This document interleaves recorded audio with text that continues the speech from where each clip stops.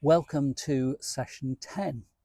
There is a session 11, and session 11 you'll come to next week, which actually looks back at the previous 10 and asks some of the big questions about what that has done in terms of helping you to understand your faith. The session 10 is a strange one in one respect, because it talks about, we believe in the resurrection of the body and the life everlasting. All the other sessions have unpacked what has happened in the last few thousand years, going back to the very moment of creation, perhaps the last few million years. It is that sense of, well, God's created it. God has created you and me. We have had this system of sacrifice that God gave to the Israelites in the Old Testament, an incomplete way of reaching him. Then along comes Jesus, and Jesus brings about the perfection of that sacrifice. He becomes the once and for all sacrifice. And then what happens is the resurrection and the development of the church and all the beliefs that we have articulated through the Nicene Creed. This session asks what's next. This session asks the question, what is to come? Now, a few things to say is that, first of all, none of us know. It's not that I don't want to preach on Revelation. I just don't think I can preach on Revelation with any degree of certainty beyond what I see God saying to me and to us as a church about what Revelation says about our current state. What Revelation says is that one day God will bring it all together. God will complete the whole action of creation.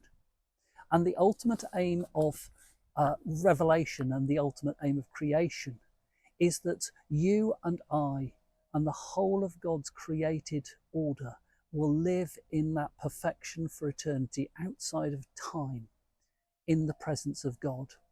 That's what it's about. How that happens, I don't know any more than I know how God created the world. And I think it's very difficult for us sometimes to grasp that. Do you know one word that appears in the book of Revelation more than any other? It's the word like. Not as in, I like the look of this garden behind me. It's like as in, well, look at that shed, it's sort of like a box.